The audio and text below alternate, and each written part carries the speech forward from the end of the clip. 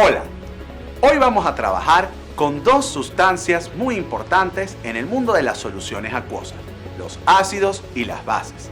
A lo largo de la historia de la humanidad, han habido diferentes definiciones de los ácidos y de las bases que vamos a trabajar el día de hoy. Específicamente, vamos a ver la definición de Arrhenius, la definición de Bronsted-Lowry y la definición de Lewis. También vamos a trabajar con los conceptos de pH y pOH, que no es más que la medida de la concentración de hidrogeniones o de oxidrilos que hay en una solución acuosa. Sé entonces tú bienvenido a otro capítulo de la química en tu vida.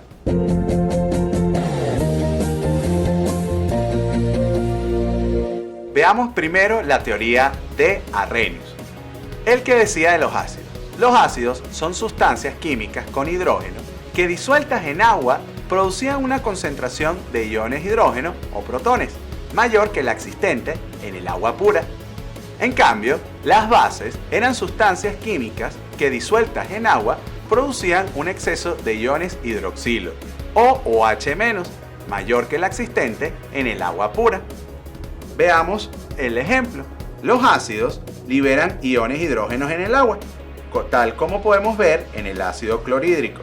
Al disociarse completamente, fíjense que queda el cloro menos y el H más. Y fíjense otro ejemplo. En las bases, en este caso, NaOH, al mezclarse con el agua, se disocia en OH- y Na+. Luego vino la teoría propuesta por Johannes Bronsted y Thomas Lowry. Ellos decían que la transferencia se va a dar entre los protones, entre los compuestos involucrados. En este caso, un ácido es una especie capaz de ceder uno o más protones, es decir, los iones H+, y una base va a ser aquella sustancia capaz de aceptar dichos protones. Veamos entonces un ejemplo. El ácido, en este caso, dona un protón. Veamos entonces, el ácido acético, tal como estamos viendo en pantalla, al mezclarse con el agua va a ceder un H+ y se convierte entonces en lo que se conoce como una base conjugada. El agua, que se comporta como una base, acepta el H+ liberado por el ácido acético y entonces fíjense que quedaría el H3 o más. En esta teoría de Bronsted-Lowry es importante hacer énfasis que se va a conformar pares conjugados. Por ejemplo, si un ácido libera un H+, el compuesto que queda después de liberarse el H+, se va a formar una base conjugada. Y la base que acepta al H+, va a conformar lo que se conoce como un ácido conjugado. Fíjense en el caso de una base. La base va a aceptar un H+ y se convierte en ácido conjugado. Por ejemplo, el amoníaco, cuando este acepta el H+ que le va a dar el agua, que se comporta como ácido, conforma entonces un NH4+. Y fíjense que el agua cede el H+ y se convierte en una base conjugada conocida como el OH-. Esto quiere decir que el agua es una molécula anfótera, que es que actúa como ácido bajo ciertas condiciones o en otras condiciones actúa como base. Luego tenemos la teoría de el señor Gilbert Lewis. Él decía que un ácido es una especie receptora de pares de electrones y una base va a ser una sustancia donante de pares de electrones. Entonces, fíjense acá. En este caso, el H+ está disuelto en el medio y tenemos aquí un compuesto nitrogenado. En este caso, el nitrógeno tiene dos pares de electrones libres que captan al H+. Y fíjense entonces cómo se conforma una nueva sustancia que ya ha aceptado. Entonces, al ceder los electrones, aquí se está conformando lo que se conoce como base. En este caso, el nitrógeno está actuando como base, ya que le está donando esos electrones al H+, y así entonces conformar una estructura molecular más estable. Luego tenemos, por ejemplo, aquí una sustancia de tricloruro de aluminio, ¿verdad? Y tenemos otra vez este mismo compuesto nitrogenado. Entonces, fíjense que aquí el aluminio va a actuar, en este caso, como aceptor de electrones. Y aquí entonces estaría actuando, según Lewis, como un ácido. Y el compuesto nitrogenado, que es el donante, actuaría como base. Finalmente tenemos otra sal de trifluoruro de boro. Y tenemos también este compuesto nitrogenado. Fíjense cómo el boro actuaría como ácido por aceptar los pares de electrones. Y el nitrógeno sería una base por ser el donador de electrones. Fíjense que ya con la teoría de Hilbert Lewis se quita el paradigma de que para ser un ácido o una base necesariamente está involucrado los compuestos que ceden hidrogeniones o aceptan hidrogeniones. En este caso, ya Hilbert Lewis habla de transferencia de electrones. Entonces ya podríamos hablar de ácidos y bases sin necesidad de estos tipos de compuestos. Hay otro concepto importantísimo que tenemos que manejar a la hora de hablar de ácidos y bases, que es el potencial de hidrógeno. El potencial de hidrógeno es una manera de establecer con el logaritmo la concentración de H+ que existe en solución. Fíjate que estas concentraciones se manejan en términos de 10 a la menos algo. Son números muy pequeños. Entonces, al hacer la escala de manera logarítmica, podemos manejar números un poquito más asertivos o más cercanos para nuestra cotidianidad numérica.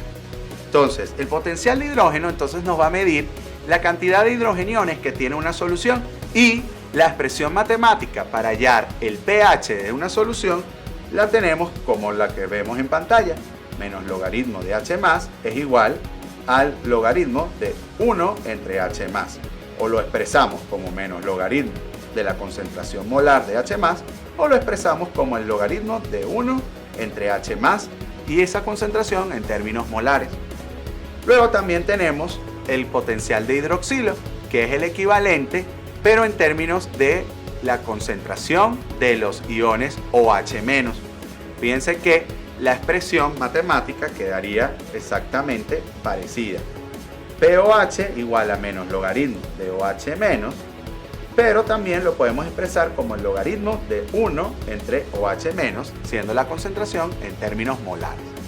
Ahora bien, recordemos que la constante de ionización del agua es igual al producto de la concentración de los hidrogeniones H3 o más por la concentración de los oxidrilos OH-, y eso nos daba en términos de 25 grados centígrados igual a 1 por 10 a la menos 14. Si aplicamos el concepto de logaritmo en ambos lados de la igualdad, podríamos entonces hablar de términos que el pH más el pOH de una solución tiene que ser igual a 14. Dependiendo del pH que tiene una sustancia, podemos determinar cuándo una solución es ácida o básica. Por ejemplo, si va a estar el pH entre 0 y 7, vamos a decir que la solución o la sustancia es ácida. Si el pH está entre 7 y 14, la solución o la sustancia va a ser básica. Ahora, si el pH es exactamente igual a 7, ahí diremos que la solución es neutra. ¿Cómo podemos medir el pH de una sustancia? Podemos utilizar lo que se conoce como indicadores. Un indicador es una sustancia natural o sintética que cambia de color en respuesta a la naturaleza del medio químico que lo rodea. Por lo general, en el laboratorio tenemos los siguientes indicadores: el violeta de metilo, el azul de timol, el naranja de metilo, el verde de bromocresol, el rojo de metilo, el rojo de clorofenol, el azul de bromotimol, el fenol rojo, la fenolftaleína, la timolftaleína y el amarillo de alizarina. La fenolftaleína es uno de los más populares. La fenolftaleína es una sustancia que se va a tornar rosada tirando para rojo cuando el pH del medio está entre 9 y 10. El naranja de metilo, en cambio, es un indicador que cuando está entre el pH entre 3 y 4 va a tornarse más bien en anaranjado amarillo. El 3 es más rojizo y cuando se va alejando del 4 toma un color amarillento. Y así, dependiendo del indicador, tenemos comportamientos diferentes para un determinado pH. Bien, acabamos de ver todo sobre el mundo de los ácidos y las bases, las diferentes teorías que explicaron y que nos dieron la definición acerca de estos dos tipos de soluciones. Vimos también qué era el pH y el pOH y su importancia a la hora de determinar cuándo una solución es ácida o es básica. Ahora te invito a que veas en tu cotidianidad qué sustancias son ácidos y qué sustancias son base y que midas el pH con los diferentes indicadores que tenemos en el mundo de la química, porque la química reacciona contigo.